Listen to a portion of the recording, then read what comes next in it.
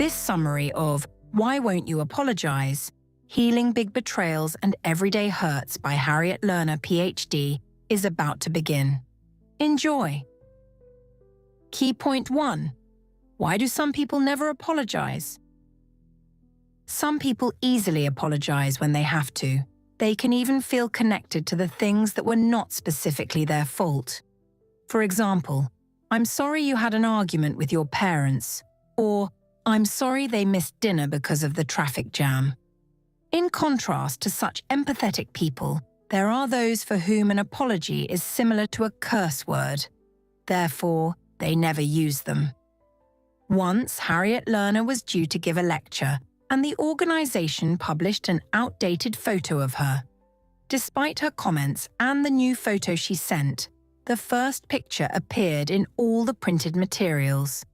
Instead of an apology, the organization representative advised her to take it easier on herself regarding her appearance. People who don't receive the expected forgiveness after a formal apology often feel like victims. What communication approaches can improve the global problem of apologizing?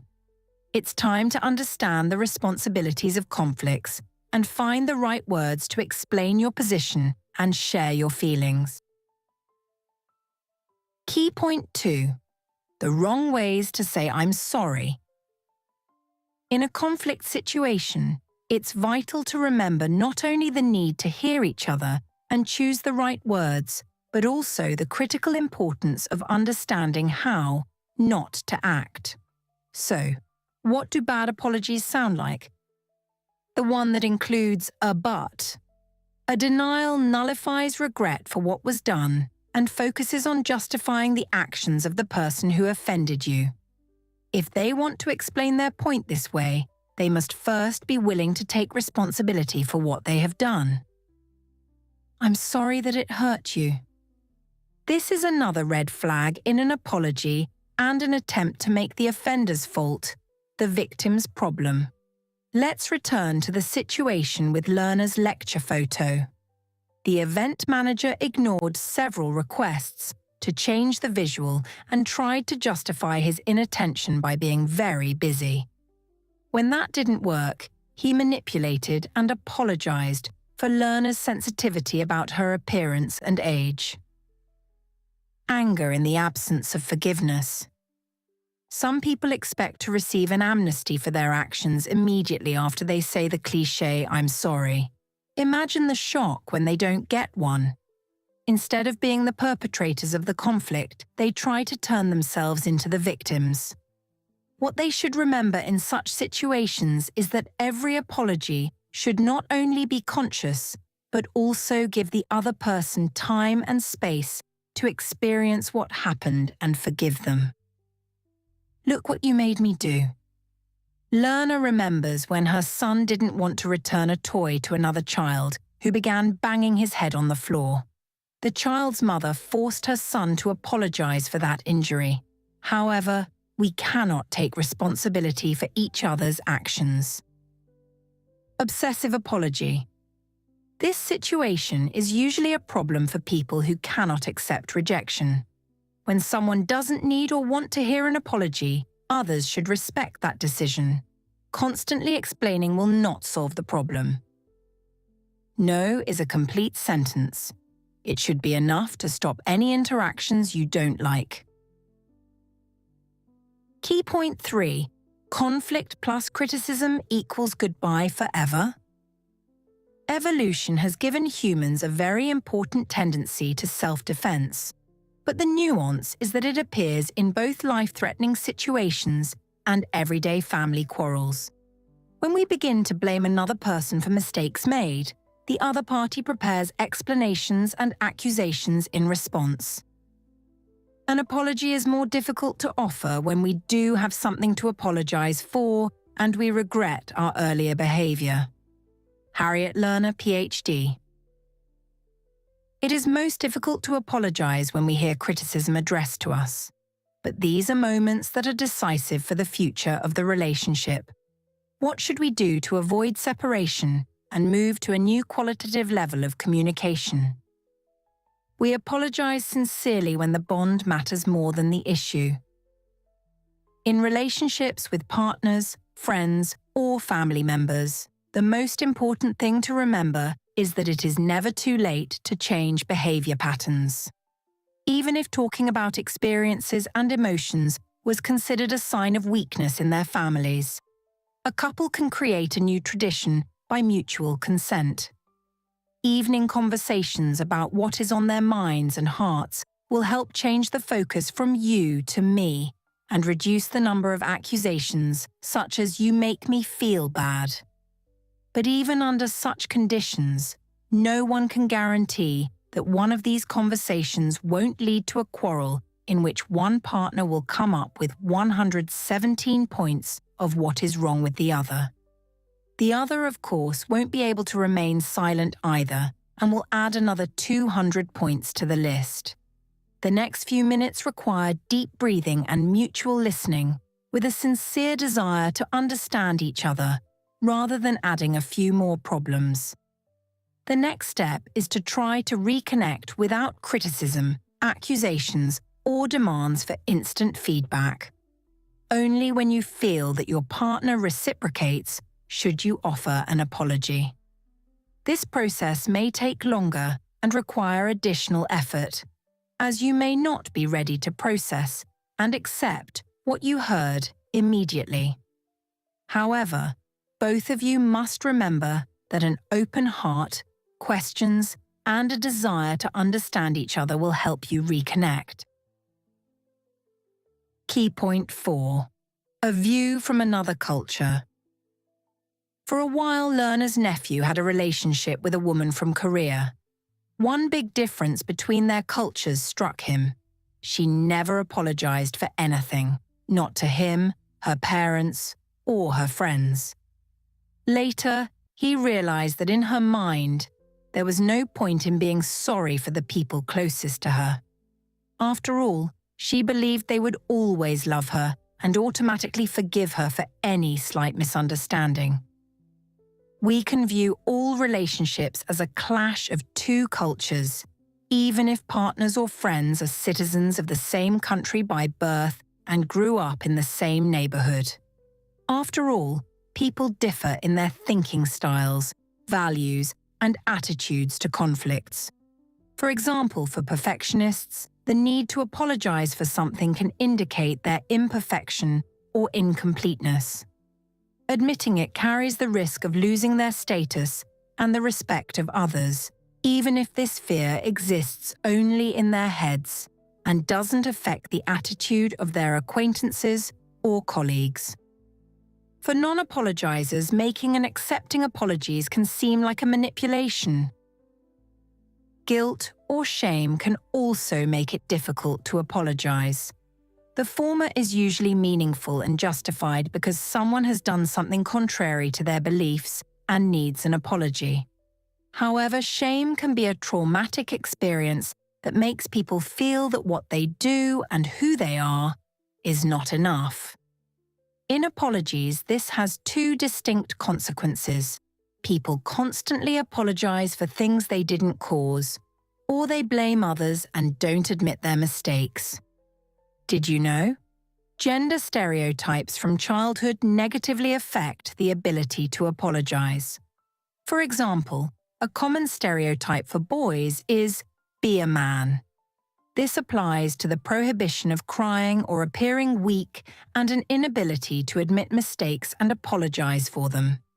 As for girls, the sexist "be a lady" forces them to accept almost all stereotypical apologies, not to seem rude and cold. Key point 5. Between forgiving and forgetting. Let's shift from apologizing to the other person properly to deciding whether to forgive the wrongdoer. An unhealthy view of the complexity of forgiveness forms through social media. Thousands of pages with pseudo-philosophical quotes assure us that forgiveness frees us from the burden and indicates inner strength and greatness. Unfortunately, some people have been treated in such a way that they can neither forgive nor forget what they experienced. Manipulative advice like, "You should forgive and it will become easier for you," can further traumatize them. The only two things they may need are an understanding of their thoughts and the return of their peace. The desire to forgive an offender and to free yourself from anger or pain are two different goals. The practice of letting go can help solve this challenge. It doesn't involve forgiveness, but acknowledging what happened and being reluctant to hold on to the hurt forever. Letting go of a big fight or betrayal occurs when victims realize that the pain of the past is preventing them from fully experiencing the good things in the present. Also, by seeking professional help if necessary, they can protect their mental health and regain control of their lives without having to forgive their abuser. Additionally, under challenging circumstances, people can feel more than one specific emotion, but a mix of them. One day, Lerna's son asked her a theoretical question. Would she continue to communicate with him if he had seriously harmed their family members and gone to prison? You might think this question is not the most joyful for a young child. However, Lerna used the conversation as an opportunity to talk about the complexity of feelings. Answering his additional questions, she shared that if he committed a crime, she wouldn't forgive him, and, at certain moments, she might hate him. But at the same time, she would continue to love him, communicate with him, and visit him in prison. Thoughts about forgiveness after conflict or traumatic experiences are only the tip of the iceberg. It is worth tracking all the emotions they cause and allowing yourself to experience them. Then, when you are ready, you can start to let them go.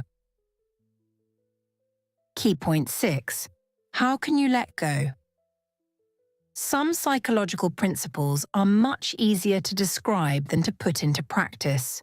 So, how do you free yourself from endless memories of your experiences if you can't forgive or forget the offender? You can start by distinguishing between categories of people and the level of influence their actions and words have on you. For example, how important is it to you if a colleague from a neighboring department remarks on your appearance? Remember that some comments and reactions can be provoked by their mood changes or their private problems and should not affect you in any way. Don't take things quite so personally. Unhappiness or insecurity can make people say stupid things. Harriet Lerner, PhD. Unfortunately, some people make the following mistake. They try to find explanations for the outrageous actions of others, even if they have no rational basis. So, avoid justifying others and focusing on what you could have done differently to steer clear of becoming a victim. When we want to identify the motives for a person's actions, we often take steps to normalize them. Also, don't wonder if the abuser is sorry for what they did if you haven't received a sincere apology from them. Instead, focus on yourself rather than trying to read the thoughts of others. It's also important not to initiate additional contact with the abuser to share your feelings.